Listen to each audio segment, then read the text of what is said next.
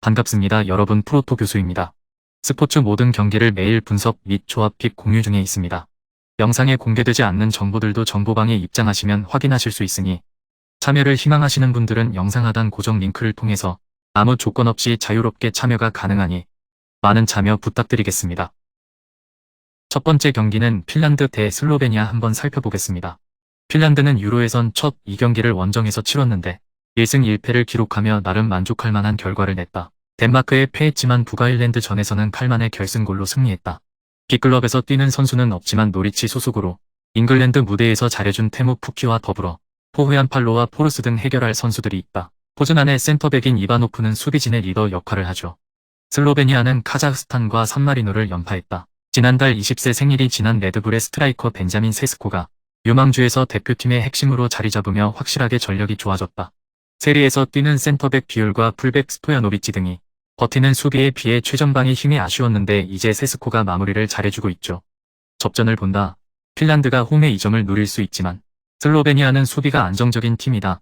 비율의 팀 동료인 볼란치 로브리치가 중원에 나서 수비 라인을 보호하며 경기를 운영할 것이기에 핀란드가 쉽게 기회를 만들기 어렵다. 두 팀이 경기 내내 접전을 가져가며 승점을 나눠 가질 것이다. 두 번째 경기는 그리스 대 아일랜드 한번 살펴보겠습니다. 그리스는 첫 경기에서 지브롤터를 원정에서 제압했다. 30개 가까운 슈팅을 시도한 것에 비하면 3골은 아쉽지만 상대에게 90분간 단 하나의 슈팅 시도만 허용한 완승이었다.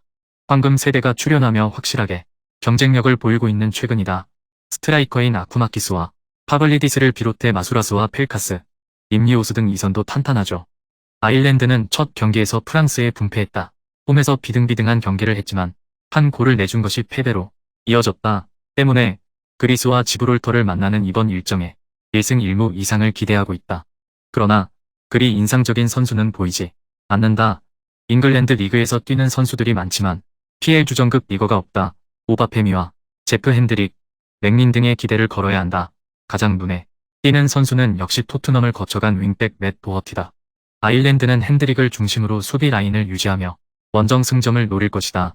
그러나 트라브존스포르의 시오피스와 아테네의 만탈로스 등 그리스 중원에 나설 선수들이 공수 밸런스가 좋기에 경기 흐름을 가져올 수 있다. 마수라스와 펠카스 등 돌파가 되는 선수들이 상대 뒷공간을 파고들 수 있고 파블리디스가 해결할 그리스가 연승에 성공할 것으로 예상됩니다. 세 번째 경기는 몰타 대 잉글랜드 한번 살펴보겠습니다. 몰타는 북마케와 이태리에 연패했다. 북마케 원정에서 1골을 뽑아냈고 이태리 상대로도 2골만 허용하는 등 나름 경쟁력을 보였지만 승점을 따내긴 어려웠다. 그래도 지난 주말 평가전에서 룩셈부르크를 잡으며 기세를 올렸다.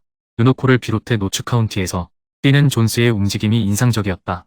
단, 에이스 역할을 해주는 사트리아노가 빠진 점은 아쉬움이 있죠. 잉글랜드는 몰타와 북마케도니아를 만나기에 사전 전승으로 치고 나가길 원하고 있다.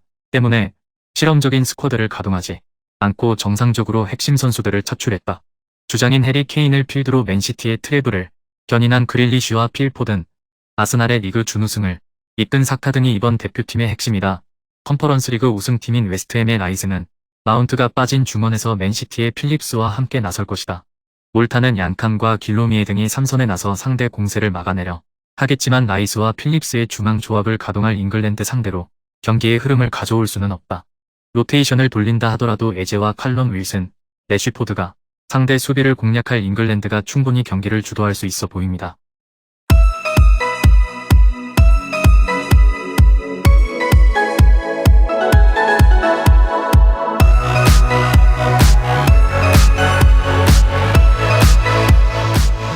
네 번째 경기는 북마케도니아 대 우크라이나 한번 살펴보겠습니다. 북마케는 몰타를 잡고 1승을 기록했다. 이번 일정에서는 우크라이나와 잉글랜드 등 쉽지 않은 팀들을 만나기에 무패를 목표로 경기에 임할 것이다. 나폴리의 스타 미드필더인 엘마스는 이번 일정에도 팀을 대표할 것으로 보이는데 사우디 리그에서 뛰는 공격수 트라이코프스키가 최전방에 임할 것입니다. 우크라이나는 첫 경기에서 잉글랜드에 패했지만 지난 평가전에서 독일 상대로 좋은 경기를 하며 반등의 신호탄을 쏘아 올렸다. 전쟁 중인 자국을 방문 중인 진첸코가 이번 원정에는 빠졌지만 독일전 멀티골의 주인공인 치간코프가 있고 도브비크와 바나트 등 팀이 기대하는 젊은 공격수들이 있다. 야르몰렌코와 스테파넨코 등 베테랑들은 중원을 지켜내며 공격 전개를 책임질 것이다. 접전을 본다. 진첸코가 빠졌음에도 우크라이나는 시도르척과 야르몰렌코 등 그의 공백을 메워줄 카드가 충분한 팀이다. 그러나 원정에서 난적을 상대하는 건 부담이다. 트라브존스포르의 중앙 미드필더인 바르디의 보호 아래 무슬리우가 안정적으로 수비 라인을 지탱할 북마케가 지지 않는 경기를 펼칠 것입니다. 다섯 번째 경기는 웨일스 대 아르메니아 한번 살펴보겠습니다. 웨일스는 이번 일정에서 아르메니아와 튀르키예를 상대한다. 현재 무패로 선두 경쟁 중인데 이번 일정에서 반드시 승점 3점 이상을 따내냐 하는 상황이다. 베일이 은퇴하긴 했지만 특유의 끈끈한 수비력은 여전한데 벤 데이비스와 본머스의 매팜, 레네 조 로든 등 수비진이 안정적이고 무어와 브레넌 존슨 등 PL에서 활약한 공격수들도 있다. 베테랑 미드필더인 램지는 모럴과 함께 중원에서 팀을 이끌 것으로 보인다. 아르메니아는 튀르키예 상대로 1패를 당하고 이번 일정에 나선다. 원정 웨일스 전과 홈에서 라트비아전이 준비되어 있는데 선두권과 거리가 벌어지지 않으려면 최소 1승 1무는 기록해야 한다. 웨일스 상대로는 패하지 않는데 집중하고 홈에서 승부를 볼 것으로 보인다. 최전방에 나설 보카주니어스 소속의 브리아스코를 제외한 선수들은 하프라인을 쉽게 넘지 않을 것이다. 아르메니아는 하로얀과 보스카냔 등 수년간 팀을 지탱한 베테랑 수비진이 있다. 그러나 웨일스의 공격을 90분 내내 막아내긴 어려워 보인다. 제임스와 윌슨 등 빠른 발과 돌파력을 갖춘 선수들이 상대 수비를 넘어설 수 있고 브레넌 존슨의 안정적인 마무리가 있을 웨일스입니다. 여섯 번째 경기는 라트비아 대 튀르키예 한번 살펴보겠습니다. 라트비아는 웨일스 원정에서 분패했기에 이 경기 승리가 간절하다. 이 경기 연속 승점을 챙기지 못하면 유로 본선으로 가는 길은 사실상 좌절될 수 있기에 홈에서 전력을 다해야 한다. 리가스의 핵심 중원인 주진스를 중심으로 베스트 11을 구성할 것으로 보이는데 캄비르의 울드리키스와 구프코프스키스가 최전방에 나설 것입니다. 튀르키예는 원정에서 아르메니아를 잡았지만 홈에서 크로아티아에 패하며 출발이 좋지 않았다. 때문에 라트비아와 웨일스를 상대하는 이번 6월 일정에 전력을 다할 것이다. 인테르의 핵심 미드필더인 차라노글루가 이번 대표팀을 이끌 텐데 헤타페의 위날과 마르세유의 윈데르 등은 골을 넣을 수 있는 선수들이다. 페에노르트의 에레디비지의 우승을 이끌고 벤피카로 이적한 코쿠는 대표팀 중원의 중심이다. 라트비아가 수비적으로 나서며 역습에 의한 카운터를 노리면 원정팀도 고전할 수 있지만 1패를 안고 있는 라트비아는 그럴 여유가 없다.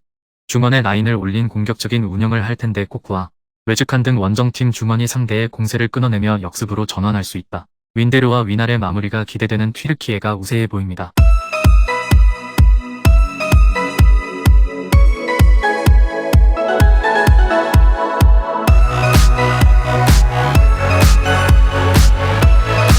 일곱 번째 경기는 덴마크 대 북아일랜드 한번 살펴보겠습니다. 덴마크는 핀란드에 승리했지만 카자흐스탄 원정에서 충격패를 당했기에 6월 A매치 일정에서 연승이 필요하다. 세비야의 델라이니를 비롯해 브렌트포드의 네르고르, 수비 라인에 베스터가르드와 바스 등이 빠지긴 했지만 스쿼드 면면은 화려하다. 볼프스의 주전 스트라이커인 요나스 빈이 이번 일정 팀을 이끌 것으로 보이는데 린스트럼과 회론, 폴생 등이 핵심 로테이션 멤버로 뛸 것이다. 호이비에르와 에릭센, 담스고로와 빌링 등 PL 리거들도 있죠. 북아일랜드는 홈에서 핀란드에 패했다. 내심 지난 일정에서 연승을 노렸지만 선제골 허용 이후 걸어잠근 상대 수비를 넘어서지 못했다.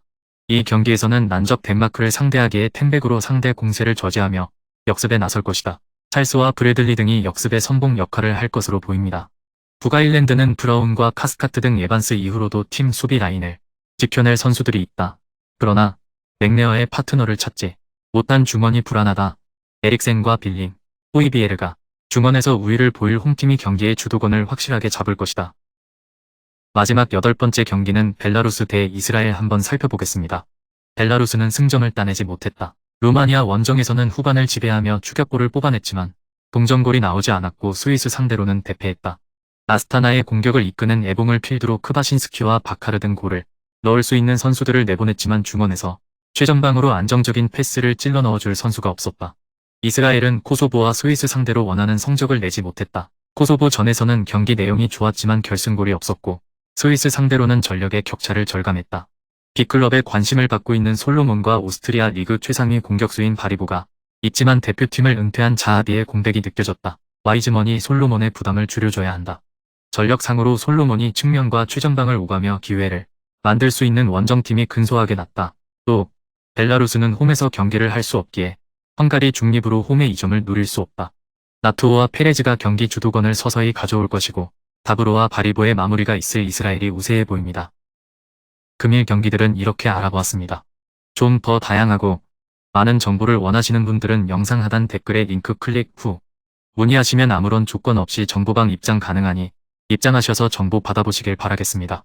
그리고 영상에서 리뷰하지 않은 디테일한 정보와 조합픽은 매일 교수 정보방에서 공유하고 있으니 꼭 참여해보시길 권장드리며 이번 영상은 여기까지 하겠습니다.